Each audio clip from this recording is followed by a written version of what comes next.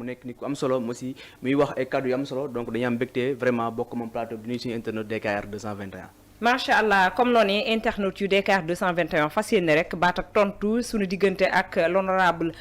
Sanou Dione ku ne xam na ne nag bala ñuy dugg ci waxtaan wi bu baax a baax dañuy ñëw ci yenn ci actualité yi nga xam ne daal nay soxal instant bi askanu Sénégal ku ne xam na ni ki nga xam ne moom mooy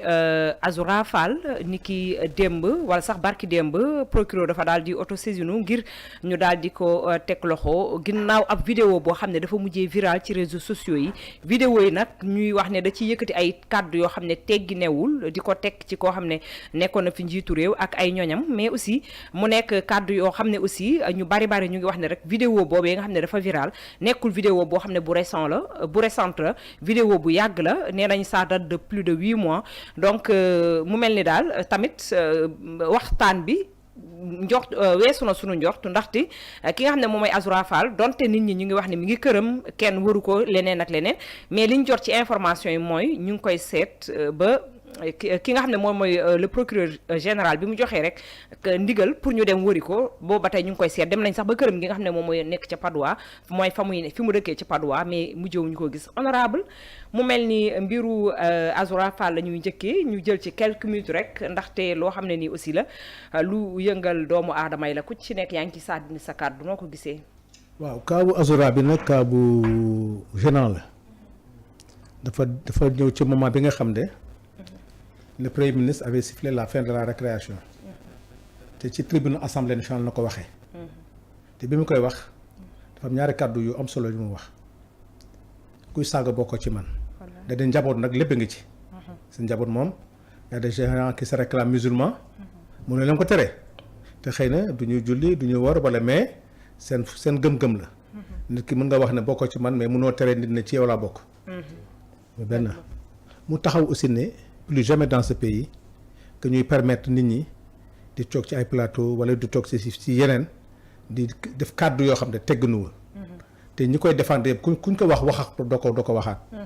donc bu waxee loolu nag ci moment boo xam ne wax dëgg yàlla moo am ñu arrêté ndax loolu te man bokkoon naa ci ñi nga xam ne wax dëgg yàlla ñi ko doon def ne woon naa ñii nañ leen amuñu droit sax di faral seen kër parce que li ñu wax vraiment rafetul ku toll nii wax ma sax premier ministre mais nit warul toog taxaw ci plateau naan ku ma saaga ku ma fay ma diw na nangam wala di wax yoo xam ne tegguñu donc benn bi mooy man ay problème def na 8 mois def na 3 mois def na loolu xam nga justice moo ko mën a wax li ñu jàpp rek mooy en tout cas vidéo bi génn na ñëpp di ko ñaawlu même dañ koy accompagner dans l'épreuve parce que sa nit même bu juumee da nga koy accompagner ne veut pas dire que di wax ne li mu wax dëgg déedéet man ni ma condamné ñële noonu lañu condamné parce que man dama nekk dans la logique de Ousmane Sonko de Diomaye kenn amul droit di saaga kenn amul droit di dugg ci vie privée jàmbur donc ci loolu man ma gëm ne erreur la kàddu yi rafetul man li ma ci xalaatoon mooy ñaar mbir la benn mbir bi juum na mu jéggalu ba pare yoon def liggéeyam beneen bi ñi nga xam ne ñoo nekk ak moom accompagner ko dans l'épreuve parce que kër gu ne am na lu fa nekk mais dafa am lu ma mos a wax man di ci insister waxoon naa ko ci kaaw Moustapha Diakhaté wax ko ci kaaw ñu bëri ma ne prison boo fa génnee dañ la war a accompagner xam nga tey loo ko layal rek ñu ne da nga koy rayee parce que nangam man dama ne santé mentale la santé mentale tubaab bi foofu lañu rawee nit dina am problème sax ak waa këram jékki-jékki gis nga fi nit ñëw rey nit gis nga fi nit koo xam ne dafa génn parce que le problème quand même psychique ñun suñu ngëm-ngëm moo tax des fois du ñu def attention lu wax rek nga ne ngir yàlla la mais Azoura par respect à lui mënuma wax ne amul lu quelque chose qui est dérangeant parce que Azoura bàyyiwul kenn c'est vrai ñi mu àndal sax gis nga ne des fois mu jël kàddu yoo xam ne day rafetul mais moo lay wan ne il a besoin d'accompagnement ak loo ko mën a sanctionner mais war nañ ko accompagner parce que man dama gëm ne am na leneen loo xam ne mu ngi ci moom loo xam ne xëy na ci prison la ko jëlee xaw ma ci leneen la ko jëlee mais mun naa gëm ne il devait accompagner comme ñoom Moustapha Diakhaté comme keneen ak keneen koo xam ne bi ñu génnee wax nañu musiba yoo xam ne pour man tout ce qui sort de prison dafa am accompagnement social bu la war a defal surtout Azoura Azoura c'est quelqu'un qu'il faut accompagner gëm na Ousmane Sonko gëm na ñëpp mais kaddu yi mu wax ci Macky Sall nañu gëm ne wax na ko ay nitam te pourtant xëy na compréhension bi ñun bi ñu am parce que suñu biir la mun nañ ko mais le fait que mu génn foofu laa ne bon mënuñu wax nag que justice moo def liggéeyam moom wax dëgg yàlla avec la séparation mais man j'ai besoin encore qu'on l'accompagne dans l'épreuve bu jégaloo xëy na dina am lu mu wàññi mais ça n'empêche que justice bi aussi def liggéeyam mais man li may demander rek mooy qu'il soit accompagné parce que wóor na ma ne tey ñu naan gis nañ ko gisuñu ko woo nañ ko woo ñoon ko fi mu nekk il doit être conscient que xëy na def na erreur te dëgg aussi kàddu yi rafetul c'est vrai loolu lan laa ci wax mais néanmoins épreuve la bu ñuy partager ak moom di ko accompagner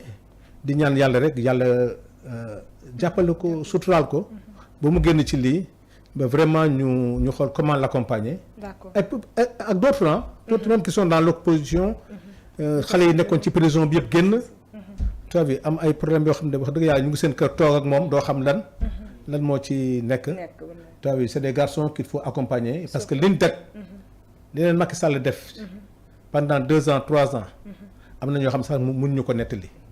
donc ñooñu aussi nañu fexe approcher leen jege leen tu vois pour voir comment ils vivent du moins li nga xam ne que daj nañ ko ci waaw ci réinsertion quoi. donc mu mel ni yoon comme ni ñu ko waxee moom lañ ko fi ni bëgg a jébbal mu def la ca war comme nee nañu procureur dafa autosaisir ci mbir moomu mais gis nañu léegi nii ci xibaar yi moom Azoura Fall def benn poste daan ne dafa war a wax 20 heures est-ce que loolu tam du dollu ci xar mi karaw parce que man léegi nii laa ko gis mais bi ma ko gisee rek je me suis dit ñan ñoo nekk ak Azoura Fall exactement ñan la war a ñan ñoo ko wër fi mu nekk nii ñan ñoo koy conseiller ak lan lañ ko wax exactement parce que yaakaar naa génn naa tam di mën na yokkaat ci xar mi karaw oui mën na xam nga li ma naan rek dafa laaj accompagnement social li mu def sax ci diine wallaay rafetul ci famille rafetul nañ ñaan yàlla rek muy génn boo xam ne dafay jéggulu surtout jéggulu mu noppi dem wuyu ji tu as vu une faute avouée et à moitié pardonnée tu as vu yàlla na nekk rek ñi mu nekkal comme ni nga ko waxee xëy na ñooñu ñu ngi ci accompagnement bi xëy na conseil nañ ko mu jéggulu Macky Sall jéggulu la population sénégalaise jéggulu ay nitam bu paree nag mu dem wuyu ji man daal maa ngi ñaan yàlla mu nekk loolu quoi amiin yaa rabbi mais leneen lu mu doon rek mun na gën a compliqué quoi parce que nag aussi c'est difficile man wax bi ñaaw na mais man aussi dama am un peu de remords par rapport à l'homme tu as vu nit nag doo taxaw naan ko dafa feebar rek dafa def non c'est-à-dire nit koo xam ne daal que nañ ko jàppale dans l'épreuve def na juum na wax na loo xam ne teggunuwul tu as vu na jégalu ñaan yàlla nag justice aussi bon soit un peu clémente nag ça va ne veut pas dire que yolomal waaw yàlla daal moo xam quoi. d'accord Abdourahmane vite fait rek ñu génn sujet bu dugg ci beneen fu ma bëggoon wax mooy maître Moussa Diop mi nga xam ne ni bokk na ci première personne yi nga xam ne ñoo njëkk a publier bi la vidéo moom nag mu ngi défendre client am di Abdou Nguer nee na dafa jàpp ne justice bi dafa am kumba am ndey ak kumba amul ndey ndax bu ñu tëjee Abdou Nguer bàyyi Azoura Fall justice bi dafa am fu mu féete non ban lecture ngay am ci kàddu yi maître Moussa Diop daal di génnee. lecture bi mooy ñoom waruñu wax. parce que ñeneen bi ñuy waxee wax bu teggunuwul dañ ne Abdou kële deful dara te ñoom kenn ñu mun wax li Abdou Nguer waxoon tey ñun ñi nga xam ne sax ñoo ànd ak Azoura d'accord nañ ne kàddu yi rafetewul d'accord nañ ko kenn cautionné ko ànd ak nit du tax bu defee erreur sa doom même bu nekkul ci yoon da nga koy accompagner mais da nga xam nekkul ci yoon nga jéggalu mais ñoom tey ñoo doon wax ne Azoura deful dara diw deful dara li mu wax teg ñoom ñëpp koo ci wax ne waxal li mu waxoon doo ko répété ñun ñi ànd ak Azoura kenn du wax li Azoura kenn du ko répété ci ñun du si sa jaaraat man de leen rek laay wax jéggalu à Macky Sall jéggalu sénégalais yi jéggalu ñëpp ba pare nag dem ci yoon wax expliquer parce que c'est des choses qui ne peuvent pas se justifier te que c'est que Ousmane Sonko moom ci boppam bu doon sax waxul mais dafa wax tey ñoom argument bi rek lay am léegi nag effectivement leneen loolu def rek da ngay génne état de droit. c'est vrai. tu vois bi téye nañ ko Azoura téye keneen ak keneen téye Moustapha Diakhaté ñoom ñëpp ci ay kàddu yu rafetul téye kii wax loo xam ne ñëpp a ngi koy dégg tu vois bi moo tax man defe naa lay bi defe naa jaru ko parce que tey même boo ne woon tax sax tey dafa feebar dañ naan da nga koy layal maa ngi dégg ñu naan nit ku feebar du dawal oto nangam mais nit ku dof ak nit bokkul ak nit ku feebar ça n'a rien à feebar rien à voir quoi mais loin de moi de lui trouver une excuse benn kàddu laa ci am na jéggalu dem wuy ji waaw surtout ça na jéggalu dem wuy ji daal mais maître Moussa Diop ñoom ñëpp ils font de la politique tey am nañu bunt boo xam ne tey la moindre erreur ils vont l'exploiter. bien sûr loolu bien sûr laa moo tax ku mel ni Azoura war a sóoraale benn bépp rek sorteem boo xam ne da koy def ndaxte tam koo xam ne dem nga ba yàlla may la nga jege ku mel ni Ousmane Sonko un premier ministre bu toll nii ak fi mu jëlee révolution bu Sénégal ak fi mu ko yóbbu yaakaar naa yow aussi nga bokk ci combat boobu taaral ko ba mu taaru am na noo war a taxawee ginnaaw gi nga xam ne da ngeen a am alternance ginnaaw gi nga xam ne xeex bañ doon xeex dañuy teg ngànnaay yi ngir liggéey Sénégal ak yeneen donc ñi ko jege ñi nga xam ne ñoom ñoo nekk ci peggam nanu ko jàppale ñoom aussi bu baax a baax waaye itam autorités yi nga xam ne ñoom ñoo ko war a jàppale moo xam judiciaire moo xam autorité yi nga xam ne nii ñoom la daanaka gën a jege nañu ko jàppale côté bi nga xam ne comme honorable ni mu ko waxee bi nga xam ne ci lañu war a jàppale nit ki mu dem hôpital def yeneen ak yeneen ak yeneen incha allah waaye itam ñuy ñaan bu baax a baax justice aussi clémence comme ni ko honorable waxee ñu yolomal bu baax a baax donte na nag kenn mënta rëcc ci li nga xam ne moom mooy wàllu yoon ku def lu yoonuwul yoon dina la woolu déglu la te it lu ci wax dinañ ko def donc ku ne xam na ne aussi actualité bi bokk na ci reddition des comptes mu mel ni Sénégal aussi demande nationale bi ñu doon wax boobu ba tey si fi mu nekk nii nguur gi nga xam ne ñoom ñoo fi nekk ña nga ca bu baax a baax am na askanu Sénégal ñu bare ñoo xam ne fi mu nekk nii ñu ngi xippi seen bët di xool ay jamono nag Ousmane Sonko génnoon na fi di wax ni gisoon nañu ab compte bu am 1000 milliards compte boobee am 1000 milliards ku ne xam ne ni jur na fi coow ñi nga xam ne sax ñoom ñooy ay opposants Ousmane Sonko génn nañu lu ne ñu yekk ko lu ne ñu wax ko ñuy dem di dem ba ci yàgg ñun ñu commencé di ko jox dëgg mu mel ni ki nga xam ne tam moom mooy honorable Sanu Dione lu ni mel daf ko dëggal dafa ñëw daal di dëggal compte bi nga xam ne dafa am 1000 milliards compte bi nga xam ne dafa am 1000 milliards nag dañ doon laam-laamee mais moom dëggal na ni moom honorable dëggal na ni Macky Sall moom moo ko moom te it am na yeneen yoo xam ne ni ci ay question yoo xam ne bëgg nañ koo séq ak moom mais honorable mu mel ni mbir mal la moo xam ne nii askanu Sénégal ñëpp dañ doon xaar yaakaaroon nañ sax maanaam dem ba justice ne duut baaraam nekkat kii ko moom wala ne nekk leen mu jaaxaloon askanu Sénégal ñu xëy honorable Sanu Dione ak dëggu gi ak ni mu bëggee dëgg ni mu xeexalee Sénégal ni mu bëggee wax loo xam ne dafay ñor askan wi nga ñëw dëggal tey ne Macky Sall moom compte boobu ñu gis 1000 milliards. waaw effectivement trop. dégg na coo xam ne Sénégal moom actuel lañ bëgg. li am Sénégal mosul am. En vérité les Sénégalais sont en train d'apprendre ci réduction compte lan moo xew. Les Sénégalais ne se sont jamais intéressés des rapports de la Cour des comptes. li ma yor sama sac bi yëpp ay rapport de la Cour des comptes bu xam ne c'est des rapports de Cour des comptes annuels. Sénégal demoon nañ fi sax bay wax naan ay rapports yi kenn signé wu ko xam nga ton moo ñoon xamuñoon luy rapport. tous les rapports de la Cour des comptes yi ne Assemblée nationale amul benn bu am signature. rapport du am signature. c'est-à-dire c'était pour la première fois ñu si bëri di jàng. yi ñuy def nii yëpp. lu tudd ñu ñëpp dañuy jàng. même Assemblée nationale. En vérité dans l'évaluation des politiques publiques amuñu manuel bu ñuy def évaluation des politiques publiques. Assemblée bu doon def liggéeyam dëgg li rapport de Cour des comptes génne dina ko gis en amont parce que infraction yi am ci compte bi ñuy wax nii yëpp pourtant Assemblée amoon nañu rapport bi rapport 2022 am na yeneen rapport Cour mais les lois de règlement façon bi ñu ko daan defee en demi-journée daaw sa xool li intéressé woon Sénégalais députés yi mooy loi des finances ñu may laaj ci su ko ku ne di wax say problème def nangam mais bu ñu exécuter budget ba pare boo joxee nit xaalis ne ko demal defi nangam lépp solo ci yow mooy bu ko defee ba pare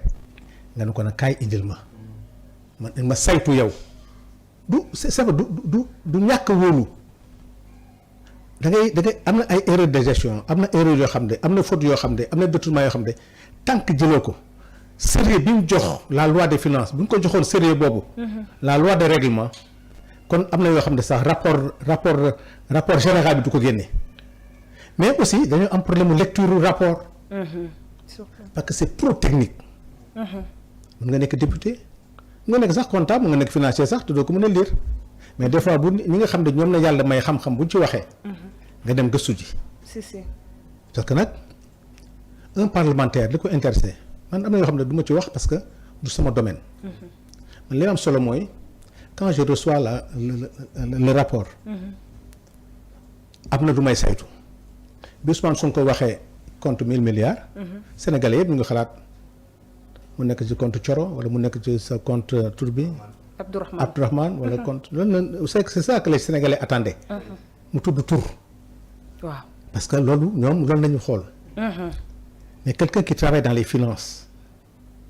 Ousmane Sonko est très intelligent qu'est-ce que c'est on a trouvé sur un compte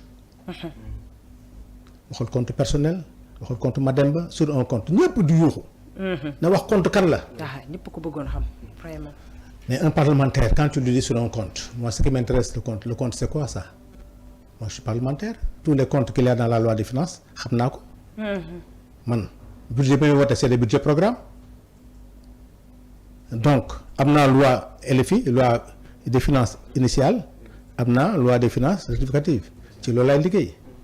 si maintenant je vois sur le rapport général à la page 17 ñu ne ma Macky Sall a créé par décret un compte. par décret boobu laa bëgg ñu taxaw ci. par décret. par décret kon ku moom ku moom compte bi du Macky Sall. ok kan la ko confier moom moo xam yow mun nga créer compte. bàyyi Thioro Mandela mu koy gérer. si mais compte bi kooku moom kan moo créé. yow la le décret nous ce qui nous intéresse c'est le décret nous on travaille sur les lois et les règlements on travaille pas sur des personnes. parce que bu créé yaa ngi dugg ci nit ki. c'est vrai. waroo dugg ci nit gérer na ko baax na wala baaxul c'est pas mon problème ça c'est la justice qui le dit mais man je constate à la page 17 18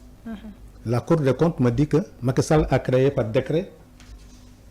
2017/74 du 12 janvier 2017 un compte ci compte bi après am na yoo xam ne nag dañ koy téye waaw. mais pour revenir rek sur la je te dis l'article 5 du décret susvisé prévoit la possibilité d'ouvrir ñoom si décret bi ñoo créé ay articles c'est le décret toujours bien sûr. l'article 5 du décret susvisé prévoit la possibilité d'ouvrir un ou plusieurs comptes au niveau des banques primaires du Sénégal et à l'étranger pour y verser les fonds tirés du compte de dépôt. En outre, selon l'article 6 du dit décret, les dépenses prévues pour le fonctionnement et les activités opérationnelles du programme ne sont pas justifiées. Parce que... En raison de ces spécificités liées aux opérations qui sont effectuées, les dispositions du décret ouvrent de fait des fonds spéciaux gérés par le ministère bi gën a doy waar boo xam ne foofu laay wax. Il te dit une chose qui est très importante. La Cour constate tel. C'est le cas de l'autorisation accordée en 2023 d'imputer les ressources mobilisées auprès de l'investisseur CGL dans les comptes de dépôt CAP, gouvernement PDS, pour des montants respectifs de 125 milliards, de 4 milliards et comptes. Et puis il dit, ces affectations sont effectuées en dehors des procédures de la loi des finances. Si. Man, je suis un parlementaire.